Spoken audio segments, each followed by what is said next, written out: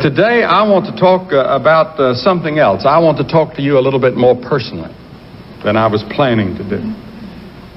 I want to talk about a man that I read about this morning. I read in my devotions when I got up, I read the entire book of Ecclesiastes, written by Solomon, one of the greatest kings that ever lived. And he had a lot of good advice in there. And over, he used the expression, vanity, vanity, all is vanity. And the word vanity means a bubble that bursts. Now, the Bible tells us that God loved Solomon and endowed him with many gifts. Because Solomon, when he was asked what he wanted for his reign and government as the head of a great nation, he didn't ask for riches or glory or power or strength. He asked for wisdom. And that pleased the Lord very much that he would ask for that. And God seemed to say to Solomon, I'm going to give one man the capacity to experience every pleasure, to have more wisdom, to gather more wealth than any man in the history of the world. And I'm going to dramatize the emptiness of riches and fame and pleasure and power.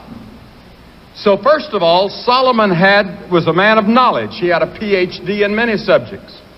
He said, I've gotten more wisdom than any man that's ever lived, and I have more wisdom than probably any man that will ever live. Then he said, I gave my heart to know much wisdom, and I perceived that this also was vexation of spirit, for in much wisdom is grief. Vanity of vanity, all is vanity. I had one of the great mathematicians of the country come to me some time ago, and he was one of the most brilliant men in the country. And he locked the door, and I was a little bit nervous when he stood up and locked the door. Then he turned around and he just fell over a chair and wept and wept and wept and wept. He said, Dr. Graham, he said, if I don't find relief for my soul and my heart today, I'm going to commit suicide tomorrow.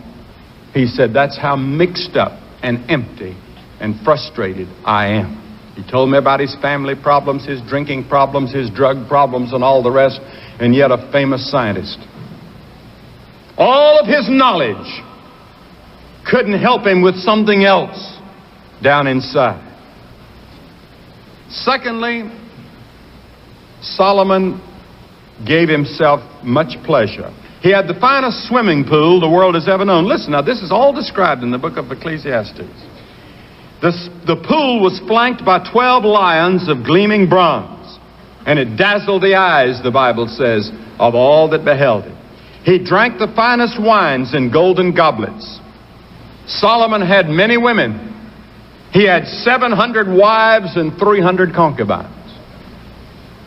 With every imaginable device of pleasure and lust at his fingertips, he sat out under the stars one night and contemplated the emptiness of it all. And he said, it's vanity, vanity, all is vanity. It's a bubble that bursts. It doesn't mean anything. It doesn't satisfy. And then thirdly, Solomon was the richest man that ever lived in the history of the world. Why, Onassis was a pauper or the Shah of Iran compared to Solomon. The Bible says now the weight of gold that came to Solomon in 1 year was 603 score and 6 talents of gold. That was just his personal income. 1 talent was worth $200,000. He had $80 million a year and no taxes to pay, no inflation.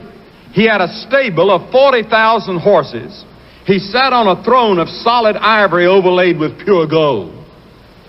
I'm sure the governor's chair is nothing like that. His country house in the forest of Lebanon was 200 feet long, 100 feet wide, and 60 feet high. It was made of costly stones with a gilded porch 100 feet in length. Here's his daily grocery bill, all listed in the book of Ecclesiastes. 281 bushels of flour, 366 bushels of meal, 10 fat oxen out of the stall, 100 sheep, besides the deer and the fowl. And one night he sat out under the trees in Lebanon, in his beautiful country home in Lebanon, with indigestion, and clutched his empty heart and said, it's all vanity. Doesn't mean a thing. And then Solomon had great power. Men like prestige and power. And the Bible says, and Solomon gathered together the chariots and the horsemen, and he had 1,400 chariots and 12,000 horsemen, and he ruled the strongest country in the world. No nation dared defy Solomon when he was on the throne. More power than any man of his generation. He had the greatest navy in the world at that time. He looked on his military power and his personal power, and he said, vanity of vanities. And at last, Solomon decided he'd turn to religion. I'm putting religion in quotes now. He was going to build a temple to the glory of God.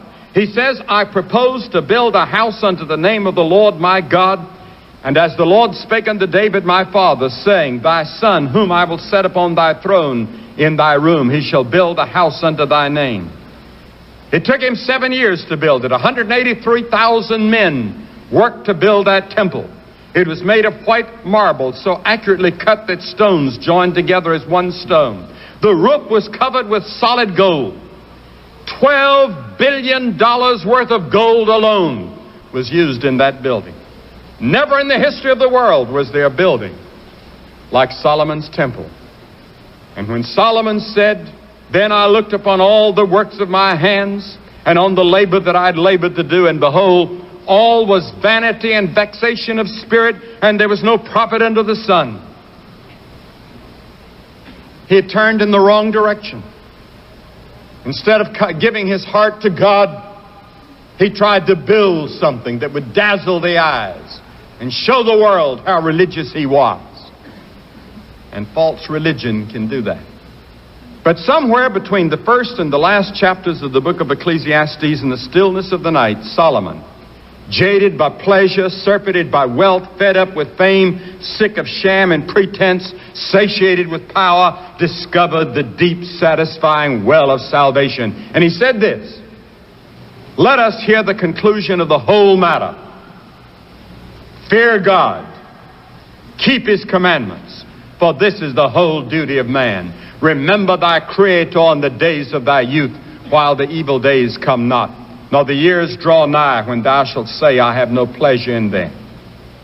You know, when Pope John Paul I died, the day he died, he was speaking to the Filipino bishops. And here's what he said. He said, the greatest priority of the church at this moment should be the evangelization of those that have already been baptized. We could say that in the Protestant and Catholic Church. They would say that our greatest need is for those that profess religion to live it and to have a personal relationship with God. Thank you very much.